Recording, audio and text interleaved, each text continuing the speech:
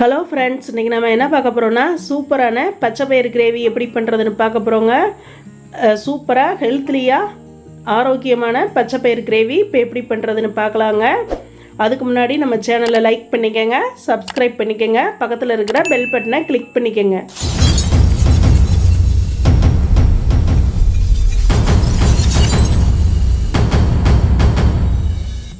ஒரு தவா ஸ்டவ்வில் வச்சுட்டோங்க. ஸ்டவ் ஆன் பண்ணிட்டோம்.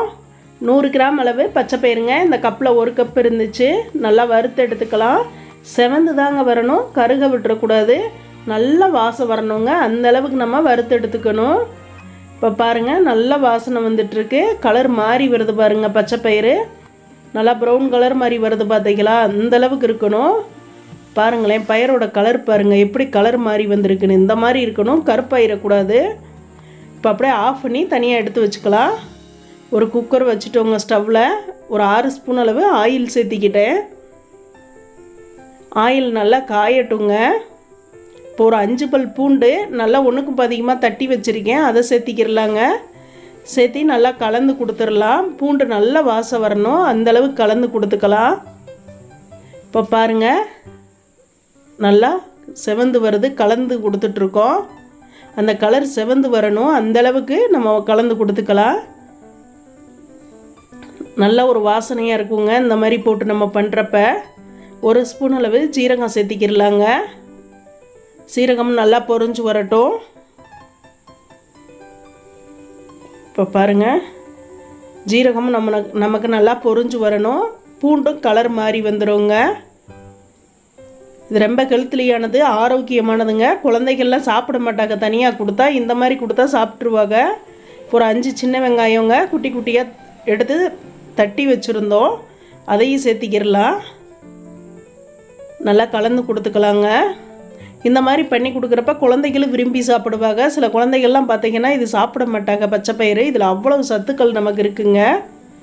இப்போ நல்லா செவந்து வந்துருச்சு பாருங்கள். ஒரு பெரிய வெங்காயங்க, பெரிய சைஸ் பெரிய வெங்காயம் ஒன்று எடுத்து பேஸ்ட் பண்ணி வச்சுருக்கேன், அதை சேர்த்திக்கிடலாம். சேர்த்தி நல்லா கலந்து கொடுத்துடலாங்க. பச்சை வாசனம் போகணுங்க, அந்தளவுக்கு நம்ம கலந்து கொடுத்துக்கணும். இந்த பச்சை பயிர் ரொம்ப ஆரோக்கியமானதுங்க. பாருங்கள், நல்லா பச்சை வாசனையெல்லாம் போயிருச்சு. இப்போ ஒரு தக்காளிங்க, பெரிய சைஸ் தக்காளினால் 1 எடுத்திருக்கேன். சின்னதாக இருந்தால் 2 எடுத்து பேஸ்ட் பண்ணிக்கோங்க. அதையும் நம்ம சேர்த்தி நல்லா கலந்து கொடுத்துடணும். இந்த தக்காளி வெங்காயத்தோட பச்சை வாசனையே இருக்கக்கூடாதுங்க, அந்தளவுக்கு நம்ம கலந்து கொடுத்துடணும். இஞ்சி பூண்டு பேஸ்ட்டுங்க 1 ஸ்பூன் அளவு, அதையும் சேர்த்தி கலந்து கொடுத்துக்கிடலாம். நல்ல ஒரு வாசனையாக இருக்கும், நமக்கு சாப்பிட்றதுக்கும் டேஸ்ட்டும் சூப்பராக இருக்குங்க. இப்போ பாருங்கள், பச்சை வாசனை எல்லாம் போயிருச்சு, நல்லா வணங்கி வந்துருச்சு. இந்த ஸ்டேஜில் ஸ்டவ்வை மீடியம் ஃப்ளேமில் வச்சுக்கணுங்க. ஸ்லோ ஃப்ளேமில் வச்சுட்டு 1 ஸ்பூன் சாம்பார் தூள் சேர்த்திக்கிடலாங்க. 1 ஸ்பூன் அளவு 1 ஸ்பூன் அளவு மிளகாய் தூள் சேர்த்திக்கிடலாங்க. காரத்துக்கு தகுந்த மாதிரி சேர்த்திக்கங்க, ஆனால் 1 ஸ்பூனே கரெக்டாக இருக்குங்க. மல்லித்தூளுங்க 1 ஸ்பூன் அளவு சேர்த்திக்கிறோம். கரம் மசாலா ஒரு 1/2 டீஸ்பூன் அளவு எடுத்துக்கிறலாங்க. 1/2 ஸ்பூன் சேர்த்திருக்கோம். மஞ்சத்தூள் ஒரு 1/4 டீஸ்பூன் அளவு எடுத்துக்கிறலாங்க. அந்த கால் டீஸ்பூன் மஞ்சத்தூள் எடுத்துக்கிட்டோம். இதை நல்லா கலந்து கொடுத்துடலாம். ஸ்டவ்வை மீடியம் ஃப்ளேமில் வச்சுக்கோங்க, இல்லை கருகிரும். இப்போ பாருங்கள், கலந்துட்டோம். இப்போ தண்ணி ஒரு 200 ml ஃபஸ்ட்டு சேர்த்திக்கிட்டேங்க. நல்லா கலந்து பார்த்துக்கிடலாம். திக்னஸ் எவ்வளவு இருக்குதுன்னு பார்த்துட்டு திரும்ப தண்ணி சேர்த்திக்கிடலாங்க. பாருங்கள், நல்லா திக்னஸாக இருக்குது. மறுபடியும் ஒரு 1/2 லிட்டர் அளவு தண்ணி சேர்த்திக்கிட்டேன். கொஞ்சம் கொஞ்சமாக சேர்த்தி நம்ம கலந்து கொடுத்துக்கிறணுங்க. பாருங்கள், இந்தளவுக்கு தண்ணி இருக்கணும். இப்போ பச்சை பயிரை நல்லா 2-3 டைம் கழுவி எடுத்து வச்சுருந்தேங்க, அதை சேர்த்திக்கிடலாம். இதுக்கு தேவையான அளவு உப்பு சேர்த்திக்கிடலாங்க. நல்லா கலந்து கொடுத்துக்கிடலாம். இது கொதிச்சு வரட்டுங்க. நல்லா கொதிச்சு வந்ததுக்கப்புறம் மூடி போட்டுக்கலாம். உப்பு காரம்லாம் செக் பண்ணிக்கோங்க, கரெக்டாக இருக்குது. இப்போ நல்லா கொதிஞ்சு வந்துட்டுருக்கு பாருங்கள். இப்போ மூடி போட்டு விட்டு வெயிட் வச்சிடலாங்க. வெயிட் வச்சு ஸ்லோ ஃப்ளேமில் வச்சுக்கலாங்க. மீடியம் ஃப்ளேமில் வச்சு ஒரு 7லேருந்து 8 விசில் அளவு விட்டுக்கிறலாம். மீடியம் ஃப்ளேம்லேயே வச்சு விடுங்க, அப்போ தான் கரெக்டாக இருக்கும். இப்போ நம்ம ஒரு 8 விசில் விட்டுருக்கோங்க. ஹை ஃப்ளேமில் வச்சா சீக்கிரம் வேகாதீங்க, நான் வறுத்து போட்டதுனால. பாருங்கள், சூப்பராக எண்ணெயெல்லாம் பிரிஞ்சு வந்துருச்சு. அவ்வளோ ஒரு வாசனையாக ஜம்முன்னு நமக்கு ரெடி ஆயிருச்சுங்க. பாருங்கள், இந்த மாதிரி தான் இருக்கும். வேணும்னா கரண்டியில் அப்படியே லைட்டாக மசிச்சு விட்டுக்கோங்க, இல்லை பருப்பு மத்து வச்சு மசிச்சு விட்றதுனால மசிச்சு விடுங்க. ஆனால் இந்த மாதிரி இருந்தால் தான் நல்லாயிருக்கும்.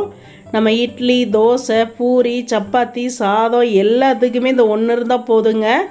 காலையில் நேரம் இந்த ஒரு கிரேவி வச்சோன்னா மதிய சாப்பாடு, டிஃபனு எல்லாத்துக்குமே சரியாக போகும். அவ்வளவு சூப்பராக இருக்குங்க, சாப்பிட்றதுக்கும் ரொம்ப ஆரோக்கியமானதும் கூட. இப்போ ஸ்டவ் ஆன் பண்ணிட்டோம், மறுபடியும் கொதிஞ்சு வந்துட்டுருக்கு பாருங்கள். ஸ்டவ் ஆன் பண்ணி மறுபடியும் கொதிக்க விட்டுருக்கோம். இப்போ கொஞ்சம் மல்லித்தலை சேர்த்திக்கிடலாம். மல்லித்தலை சேர்த்திட்டோங்க. சூப்பராக கலர்ஃபுல்லாக இருக்குது பாருங்கள். பார்க்குறதுக்கே 2 ஸ்பூன் தேங்காய் எண்ணெய் சேர்த்திக்கிறணுங்க. இந்த ஃப்ளேவர் தான் அதுக்கு அவ்வளோ சூப்பராக இருக்கும். தேங்காய் எண்ணெய் பிடிக்காதுன்னா நெய் சேர்த்திக்கங்க, ஆனால் கண்டிப்பாக சேர்த்தா தாங்க நல்லாயிருக்கும். தேங்காய் எண்ணெய் இல்லை நெய் ஏதாவது கொஞ்சம் சேர்த்திக்கிறணும், ஒரு 2 ஸ்பூன் அளவு. தேங்காய் எண்ணெய் சேர்க்குறப்போ அவ்வளோ ஒரு சூப்பராக இருக்கும். நெய்யுமே அந்தளவுக்கு நல்லா இருக்குங்க. உங்களுக்கு என்ன வேணுமோ சேர்த்திக்கங்க. சூப்பரான பச்சைப்பயிறு கிரேவி, ஆரோக்கியமான பச்சைப்பயிறு கிரேவி நமக்கு ரெடி ஆயிடுச்சுங்க. ரொம்ப ஹெல்த்லியானது, ஆல் இன் ஒன்ங்க. எல்லாத்துக்கும் டிஃபன்லேருந்து சாப்பாடு வரைக்கும் இந்த ஒரு கிரேவி இருந்தால் சூப்பராக சாப்பிட்றலாங்க. Thank you friends.